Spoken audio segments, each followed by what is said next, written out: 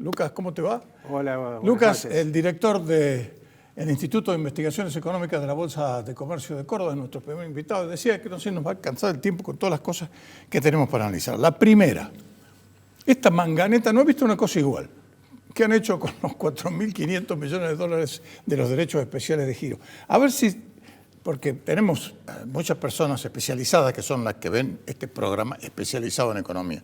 Pero hay otros neófitos y les ha pasado a algunos un poco por arriba y no saben exactamente de qué se trata.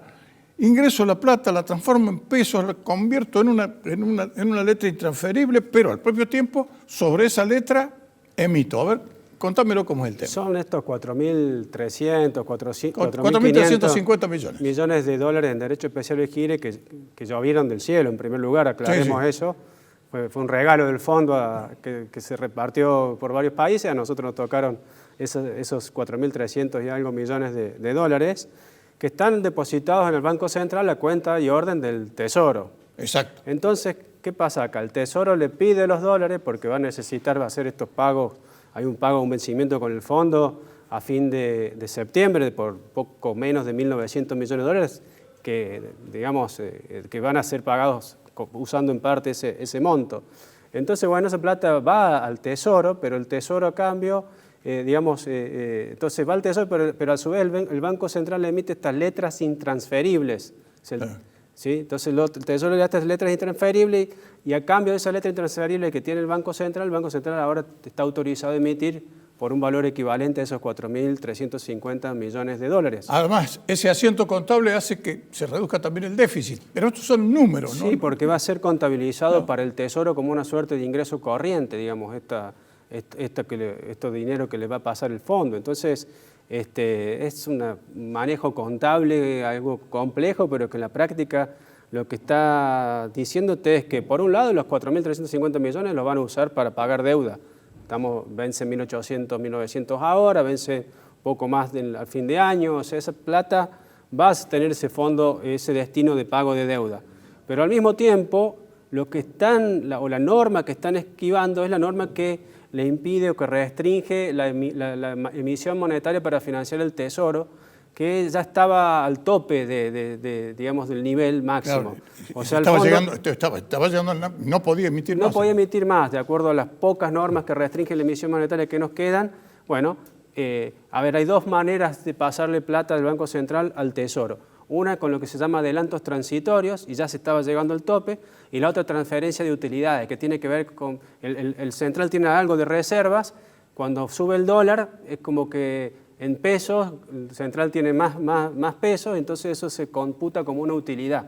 Entonces también esas utilidades se transfieren al Tesoro. Es todo humo. Es todo humo, que se estaba agotando toda esta mecánica y ahora aparece esta otra, a partir de la cual ahora, haciendo la cuenta, un dólar oficial a 100 pesos significa que vas a poder tener vía libre para emitir 435.000 millones de pesos.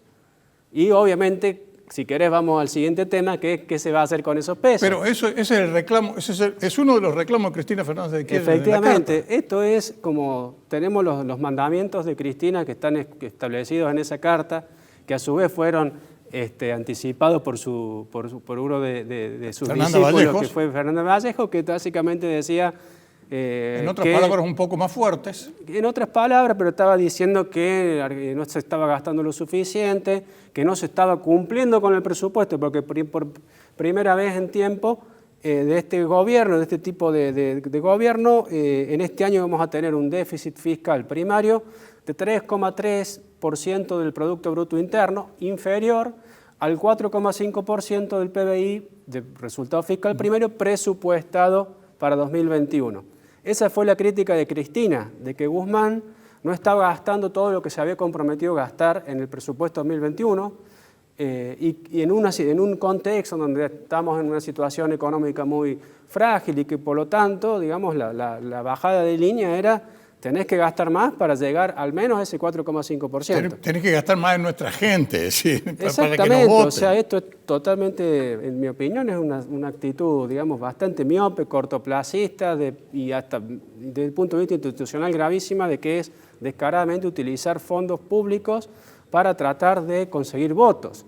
Entonces, Cuando uno considera las tres principales medidas que se están teniendo en consideración, que seguramente las van a anunciar en cualquier momento, que es el nuevo IFE, el IFE 4, Exacto.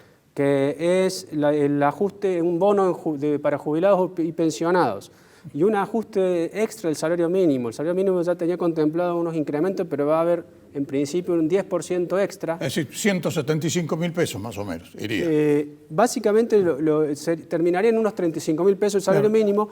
Perdón, me estaba refiriendo, me adelanté del tema del impuesto a las ganancias. Sí. A su vez, van a achicar, salario mínimo. Exactamente, van a subir el mínimo no imponible de ganancia, va a querer 175.000. Mañana es la reunión del salario exactamente, mínimo. tenés entonces estas tres medidas que comentaba, más la que comentas, que si sumás, el costo de estas medidas ronda los 600.000 millones de pesos. O sea que ya tenés, con los 435.000 que te comentaba recién, ya tenés buena parte de esos 600.000 millones de pesos que van a venir de emisión monetaria. Eso significa 1,5% del Producto Bruto Interno. Es decir, que si vas a tener un resultado fiscal de 3,3% a fin de año, ahora vas a estar en 4,8 o 4,5 por lo menos. Ahora, pero eso, y yendo a otro tema, tira por la borda todos los esfuerzos de Martín Guzmán, que se había acercado a la posibilidad de un arreglo para extender el pago de la deuda a unos 15 años. El acuerdo, es decir, estaba casi cerrado el acuerdo con el Fondo Monetario Internacional, precisamente porque Guzmán en el primer semestre y hasta ahora estaba haciendo más o menos, sí, bien la letra. De alguna manera, a ver, en el primer semestre tuviste un déficit fiscal de aproximadamente medio punto del Producto Bruto, lo cual es bastante bien. Más allá se puede cuestionar la forma en que se llegó a ese resultado, porque mucho de eso se logró gracias a este aporte solidario, entonces que es más presión impositiva y otros factores asociados a más presión impositiva, gracias al buen momento del campo, que también te hizo generar mucho ingreso por todo lo que tiene que ver con impuesto al comercio exterior. También hubo es cierto, las jubilaciones se ajustaron por detrás de la inflación, entonces eso también te ayudó a que el gasto no creciera tanto, pero los números duros te dicen que hubo medio punto por ciento del PIB, medio punto del PIB de resultado fiscal, de déficit fiscal el primer semestre, y efectivamente, en el contexto de una negociación con el fondo, ¿a quién le deberíamos pagar si no llegamos a un acuerdo? Unos 18.000 millones de dólares el año que viene, que no tenemos por ninguna parte, y ahí no hay maquinita que valga. Bueno, era una señal buena para el fondo, con quien tenemos que negociar. No sé cómo van a quedar esas negociaciones a partir de todo esto que estamos viendo. El daño que puede causar una emisión desenfrenada, este descontrol que vamos a ver concentrado en 2 meses, puede ser mucho mayor que el beneficio potencial que pueden aspirar a tener consiguiendo unos votos más. Lo que pasa es que a esta gente definitivamente eso no les importa. A ellos lo que les importa es el poder, no les importa el país. Pero en definitiva también pensando en lo que quieren hacer con este tipo de política, que es dar dinero a la gente, es un engaño. Porque vas a dar plata, pero después esa plata se va a erosionar absolutamente con la inflación. Esto se paga de alguna manera. Hay que entender que nada es gratis. Nada es gratis. Exacto. Entonces, es como aprovechar la ilusión monetaria para hacer estas medidas que realmente me parece que son faltas de fundamentos y que van a agravar los problemas a futuro. Porque pensá también otro tema, el presupuesto 2022. Nuevamente los números con los cuales se elaboró ese presupuesto están dibujados, ya de entrada estaban dibujados. Sí, el presupuesto siempre es un dibujo, siempre pero en este caso enorme. Este es un gran dibujo. Estaba planeando una inflación proyectando de 33% para el 2022. Esto antes de conocer el resultado de las PASO. O sea, si ya pareció utópico esa inflación de 33%, porque las estimaciones privadas no bajan de 40% para el año que viene. Exacto, con el arrastre que tenemos nomás. Imagínate con esta inyección de gasto financiado con emisión, cómo va a quedar la inflación del año próximo. Entonces termina sufriendo las personas que se supone con todas estas políticas se pretende ayudar. Entonces... Pero vamos a decir una cosa, yo creo que a pesar de todas estas cosas, lo vengo diciendo públicamente, yo creo que la gente definitivamente ha abierto los ojos y ha dicho, con los subsidios no alcanzan. La única forma en que nosotros podemos tener una certeza es si tenemos trabajo. Totalmente un trabajo más o menos aceptable. Yo creo que un factor sin dudas que es ese, que es cuáles son las perspectivas que tienen las personas de tener un trabajo decente, en ciertas condiciones de estabilidad, poder tener la capacidad de generar tus propios ingresos, de construir tu propio futuro. O sea, recibiendo plata del Estado de una manera arbitraria. Estás dependiendo de la limosna, porque en definitiva estás dependiendo de la limosna. Claramente no te ayuda. Y el otro gran factor tiene que ver con el manejo del problema sanitario. Realmente dejó mucho que desear. Hubo aparejado a eso restricciones a las libertades que a mucha gente les afectaron. Y ese mal manejo nos dejó casi 120.000 muertos. Y además mucha gente que perdió sus seres queridos, que eso también no tiene precio. Una comparación macabra, pero efectivamente los muertos son 2 canchas de River llenas. Sí, y pensar en los conocidos, familiares, allegados de los muertos, con todo respeto. O sea, no, es un tema que es muy delicado. Pero que estamos en ese ámbito, ¿no? Pero a su vez, pensar en el cierre de escuelas también.